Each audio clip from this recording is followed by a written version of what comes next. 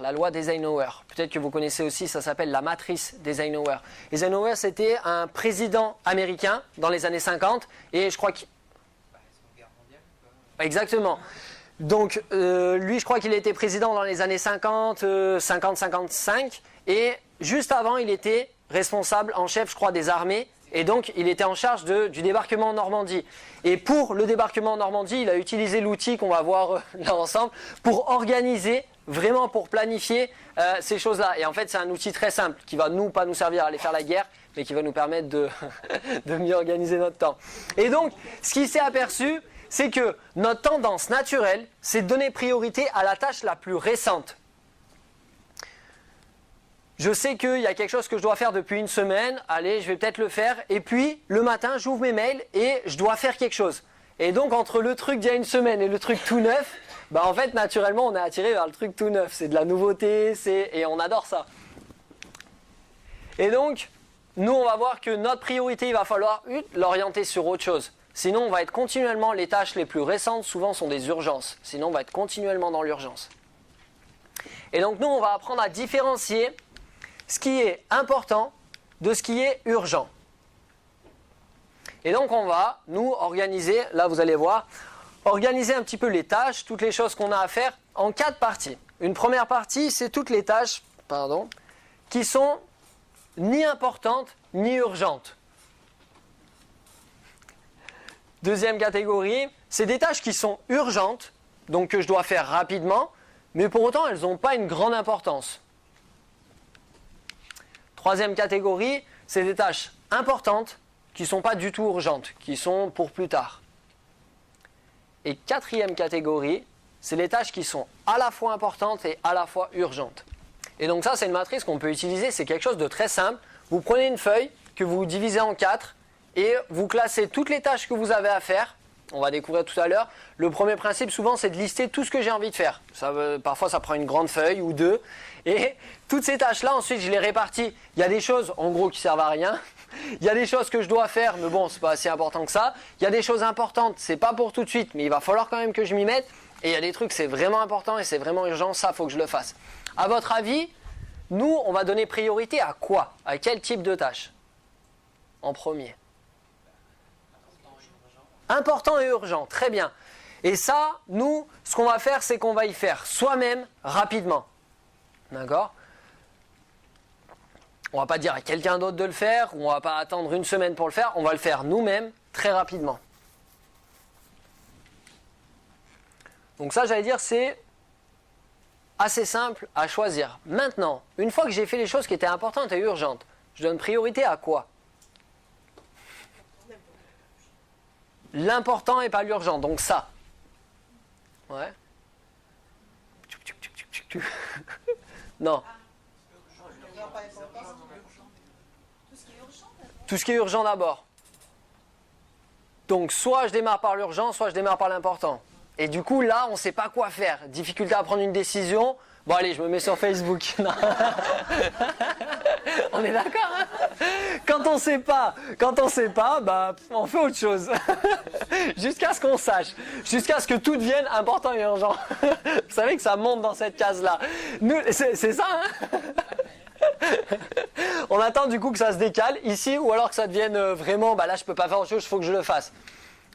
Cette ampoule que je devais changer, c'était pas important, mais il faut que je le fasse. Et là, ça, nous, l'idée, c'est de vider cette zone-là, parce que ça, c'est du stress. C'est du stress à fond. Donc nous, on va vouloir vider un petit peu cette zone-là. Alors moi, le conseil que je donne souvent, c'est de démarrer par ce qui est important et ce qui est urgent, et ensuite de basculer ici. Et il y a, les experts ne sont pas d'accord entre eux, hein. Il y a beaucoup d'experts de gestion du temps, il y a beaucoup de livres qui sont écrits. Il y en a qui vont dire d'abord faire ce qui est important, parce que si c'est pas important, en gros, on s'en fout. Il y en a d'autres qui vont dire, bah non, il faut faire d'abord ce qui est urgent, parce que sinon, après, ça va nous causer des problèmes, et ça va devenir important, et ça va s'empirer. Moi, j'ai tendance à dire, faites une chose là, puis une chose là. Une chose là, une chose là. Comme ça, tout le monde est content. Vous voyez, mais vraiment, concrètement, ça peut se faire. Hein, ça peut vraiment...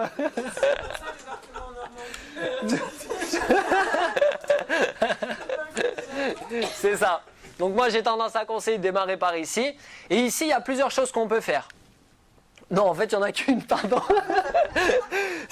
On va pouvoir la planifier à un moment donné. Parce qu'il va falloir commencer par ça. Quand ça sera vide, là, je pourrai passer aux autres choses. Mais tant que ça, c'est pas vide, ça, il va falloir que je le planifie. Donc, je vais dire, ok, c'est important. Bon, bah, je vais le faire ce week-end, ou je vais le faire lundi, ou je vais le faire la semaine prochaine, ou ça, je vais le faire dans cette semaine-là. Et vraiment, de prendre un temps pour l'identifier, pour le planifier. C'est pas juste de dire, bon, allez, je le ferai un jour. C'est pas juste de dire, bon, bah, ce dossier, je m'y mettrai. Ou, ouais, un jour, je partirai en vacances. Parce que ça se passe jamais. Et à un moment donné, il va falloir planifier, il va falloir prendre une date. Il va falloir dire, ça, dans mon agenda, c'est consacré à ça. Une fois que vous avez planifié, vous pouvez passer dans ce qui n'est pas important, mais ce qui va être urgent. Et là, il y a quand même 3 choses qu'on va pouvoir faire. Parce que c'est pas si important que ça. Donc si c'est pas important et que notre temps est important, pourquoi y consacrer du temps? Donc on va voir ce qu'on peut faire. Le premier conseil, c'est de vous poser la question, est-ce que je pourrais supprimer cette tâche-là? Elle n'est pas importante. Est-ce que je pourrais l'enlever? Parfois, il y a des urgences, en fait, qui n'en sont pas. Hein. Parfois, on vous dit, ah, faut absolument que tu m'envoies ça pour ça. Ok, on le fait, on se met complètement dans le jus pour le faire. Et puis après, on dit, ah, bah, c'est gentil que tu me l'as envoyé, mais du coup, j'en ai pas eu besoin. Et en fait, si on avait laissé passer, l'urgence aurait disparu d'elle-même. Elle se serait supprimée d'elle-même. D'accord? Et parfois, il y a des choses qu'on peut supprimer. J'ai honte, mais je vous donne un exemple. Parce que ça, c'est des choses que je fais beaucoup. Alors, je suis désolé pour mon entourage, mais la dernière fois, j'ai ma copine qui me dit, Gabin, ça serait bien qu'on connaisse en fait les heures creuses pour mettre des machines à laver, le lave-vaisselle, choses comme ça. Ouais, c'est ok. Et donc, vu qu'elle travaille sur des horaires, sur des grandes amplitudes horaires, elle n'a pas le temps de passer les coups de fil dans la journée et tout. Donc, elle me dit, est-ce que tu peux passer le coup de fil? J'aimerais bien le savoir rapidement. Donc, en gros, c'était une urgence, mais c'était pas si important que ça. Enfin, pour moi, hein, pour elle, c'était important. Et du coup, le soir même, je rentre et je dis, oh mince, j'ai oublié de le faire, comme par hasard. Mais au bout d'un moment, j'ai dit, non, en fait, c'est pas que j'ai oublié de le faire, c'est que c'est pas important. Donc, est-ce qu'on pourrait pas supprimer ça? Donc, je lui ai dit, écoute, est-ce qu'on pourrait pas plutôt regarder sur Internet, au lieu d'avoir le coup de fil à passer, il faut que je trouve le numéro. C'était tout petit, hein, ça prenait 3 minutes. Mais ces 3 minutes-là, ça, c'était quelque chose de pas forcément important. Donc, si je rajoute 3 minutes, plus 3 minutes, plus 3 minutes, qu'à chaque fois que je fais des urgences, à un moment donné, je m'en sors plus. Donc, je lui ai dit, bon, bah, on va trouver une solution, on va regarder sur Internet, choses comme ça. Et là où j'ai honte de vous l'avouer, c'est qu'on l'a toujours pas fait. Mais du coup, on n'en parle plus. Enfin, vous voyez ce que... Mais pour autant, je vais le faire. Un jour, je vais le faire. Mais du coup, parfois, il y a des urgences qui disparaissent d'elles-mêmes. C'est une urgence quand on nous le dit, choses comme ça. Mais parfois, le fait d'être zen, d'être détendu, ça permet à tout un tas d'urgences de disparaître. D'accord ? Donc voilà, comme des gens qui vous envoient un mail, qui vous disent « Rappelez, envoyez-moi ça, c'est urgent » et vous voyez le mail le lendemain ou quand le délai est passé et vous dites « Bah désolé, j'ai pas pu le faire. » « Oh mais non, c'est pas grave, on s'est débrouillé autrement. » Si vous aviez eu le mail en direct, vous seriez posé la question « Est-ce que je le fais? Est-ce que je le fais pas? C'est urgent ?» Et on se serait mis dans l'urgence. Donc à vous de voir s'il y a des urgences que vous ne pouvez pas supprimer complètement. Si vous ne pouvez pas le supprimer, vous pouvez vous demander si vous ne pourriez pas déléguer cette tâche-là. C'est là après où les gens me trouvent extrême. Hein. Bah, finalement, c'est pas important. Donc oui, il va peut-être falloir le faire si je ne peux pas le supprimer. Mais est-ce que quelqu'un d'autre serait pas plus compétent pour le faire ou est-ce que je pourrais pas le déléguer à une autre personne? D'accord? Donc ça, on reviendra sur ces principes tout à l'heure. Mais c'est vraiment une bonne question. Et on peut... Alors souvent les gens me disent oui mais en fait moi je me retrouve bloqué parce que par exemple au travail il y a des gens qui me délèguent tout un tas de choses mais moi je peux déléguer à personne, d'accord? Soit parce qu'ils n'ont pas confiance dans les autres, parce que les autres font moins bien qu'eux, mais ça c'est que les perfectionnistes.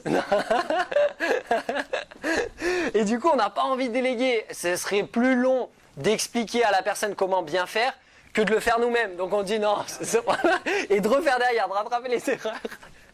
C'est ça. Mais voilà, posez-vous la question, est-ce que ça peut être supprimé? Sinon, est-ce que ça peut être délégué? D'accord? Et on reprendra des exemples tout à l'heure bien concrets. Si ça ne peut pas être supprimé, pas être délégué, vous pouvez à nouveau vous poser une question. C'est, est-ce que finalement, je ne pourrais pas le simplifier?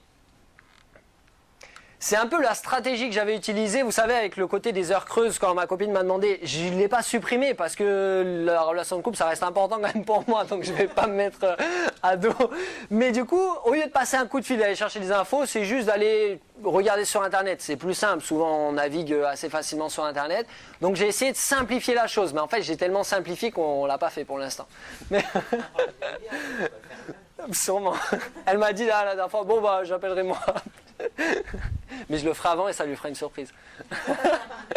À part si elle voit la vidéo. Je couperai. C'est possible. C'est vrai, c'est possible. Et à ce moment-là, je m'excuserai. Mais parfois, il y a une expression que j'aime beaucoup qui dit parfois, mieux vaut faire des erreurs, le faire, et puis après s'excuser, plutôt que anticiper, trouver tout un tas de solutions, faire, et finalement ne pas faire d'erreurs. Parfois, il vaut mieux faire des erreurs, et puis après s'excuser, dire pardon, je prends toute la responsabilité, vraiment, je suis désolé. Parfois. Pas tout le temps.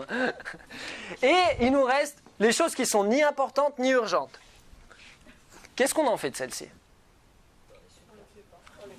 Ah, alors, on les fait pas ou on les supprime. Est-ce que c'est la même chose pour vous ou... Non, c'est pas la même chose. Exactement. Si je me dis, bon, je le fais pas, je verrai bien, ben en fait, ça va rester. Vous savez, c'est le truc...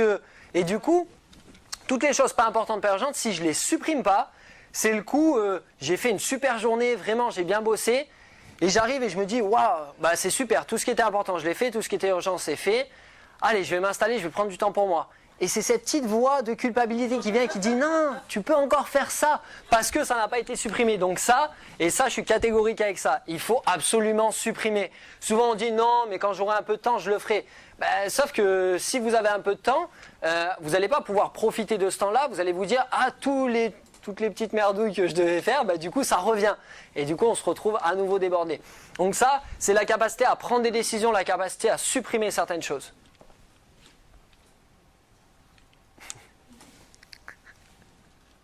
Mais je comprends pas, s'il y a des choses à faire, même si elles ne sont pas importantes ni urgentes, il faut bien les faire quand même.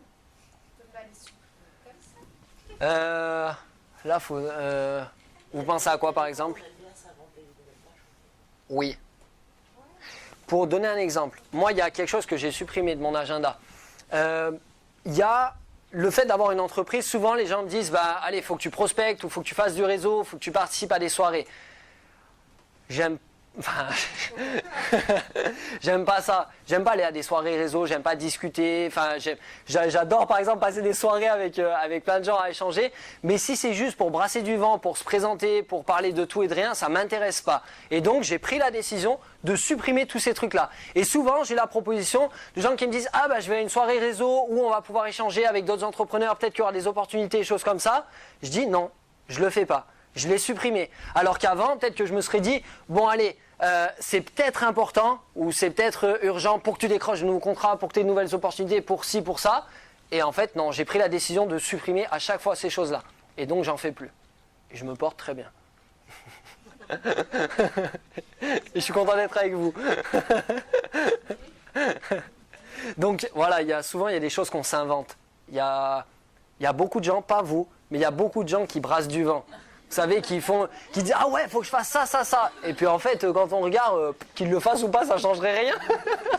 On est d'accord, hein? Donc, donner priorité au plus important d'abord. Et puis l'urgent.